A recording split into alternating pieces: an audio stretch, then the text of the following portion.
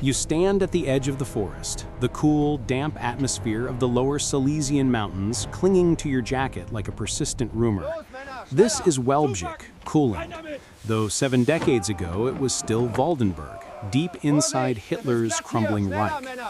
You squint at the map, less a precise survey than a hurried, nervous sketch, a document derived from the now famous deathbed confession.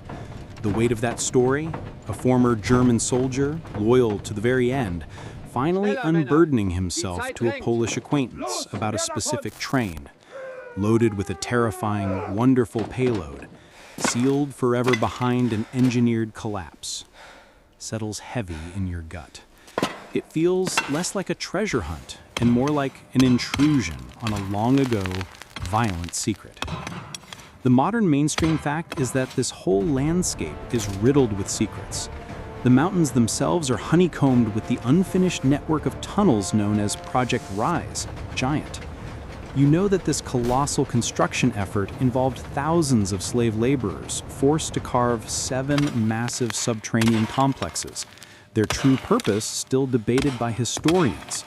Was it a bomb-proof headquarters? A factory for the Wunderwaffe, wonder weapons? Or, as you hope, was one stretch of sealed track the final resting place for the notorious gold train?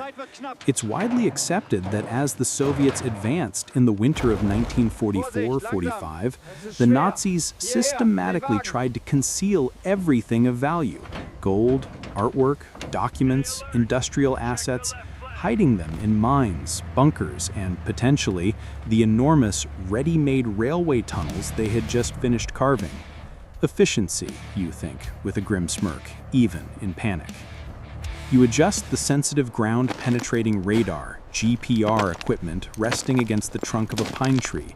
It's a space-age toy compared to the desperation of the men who hid the loot.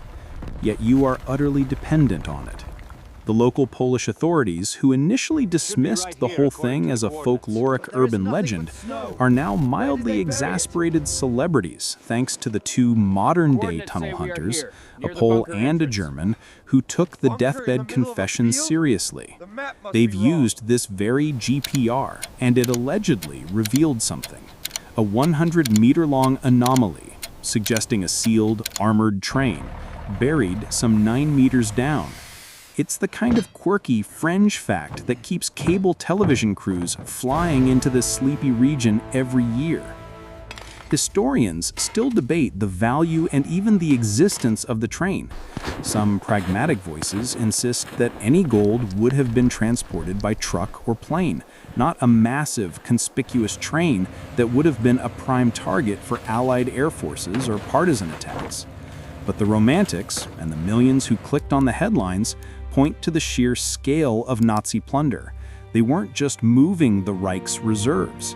They were liquidating the wealth stolen from concentration camp victims, from the banks of occupied nations, and from Europe's most prominent Jewish families. If the train exists, it's not just a boxcar of shiny things. It's a terrifying mobile museum of human tragedy. And you're looking for it, you realize, just to prove a 70-year-old whisper was true. You begin setting up the grid, running the cables across the uneven, frozen forest floor. The ground here is tough, littered with shale and stubborn roots. The atmosphere is of intense focus, broken only by the sharp, intermittent static of the equipment. It's unnerving how close civilization is. Just over that ridge are the suburbs of Wałbrzych. Yet here, in this silent pocket of woods, you feel like you've slipped back to the very moment the tracks were sabotaged and the entrance was sealed. You imagine the sound of the explosives, the grinding of rock, the frantic final efforts of the SS guards ensuring their dark secrets remained interred. That, you think, was a hell of a day to commute. The first scan is underway. You check the readings. The screen shows the subsurface layers, rock, soil, and the occasional shallow pocket of air or water. The core SEO objects, Wałbrzych, Gold Train, Project Riese, are all converging right under your boots. This specific area, you recall, is rumored to be a purpose-built railway siding constructed specifically to shunt trains into the sprawling Riese complex that was never fully finished. The Nazis were running out of time, running out of resources, but never out of hubris. They planned for this retreat, for this final, ultimate hiding place. The alternative is that the man who gave the deathbed confession was simply hallucinating, tormented by the trauma of war, and you're chasing nothing more than a ghost story with expensive electronic gear. You move the GPR 10 meters down the slope. The sheer effort of dragging the gear, combined with the psychological weight of the place, is exhausting. You are hunting a legend that has consumed treasure hunters for decades, a legend that was almost certainly amplified by the Polish communist government after the war to distract the public. The true joke, you muse, adjusting the machine, is that if you find it, you don't keep it. It belongs to the state. It's an archaeological discovery, not a pirate hoard.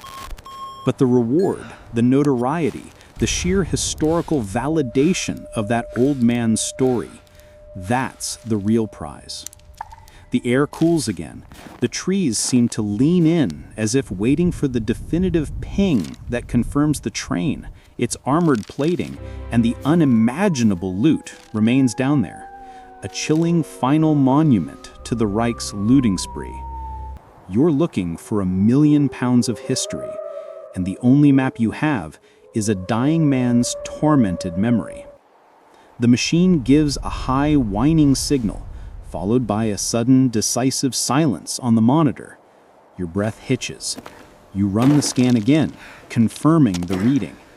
Nothing on the screen suggests an armored train full of gold, jewels, and documents. The readings are erratic, confused, showing disturbed earth and possibly a large void, but no clean lines.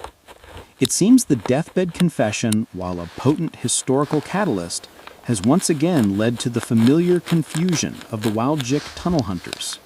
The persistent legend is a powerful thing, capable of blurring the line between history and myth, between a traumatic memory and a tall tale meant to capture attention in the final moments of a life. The true treasure of the gold train may not be the gold itself, but the enduring narrative, the story of a secret so valuable, so dangerous, that it had to be buried and hunted for generations, long after the war's end. You pack up your gear, knowing the pursuit of Hitler's lost loot is less a science and more an act of faith, one that ensures the hidden tracks of Lower Silesia will never be truly forgotten.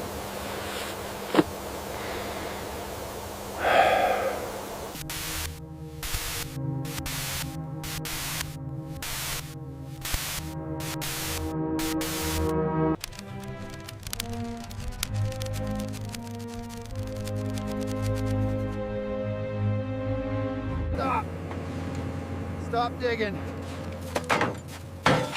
We hit it. We finally hit the tunnel.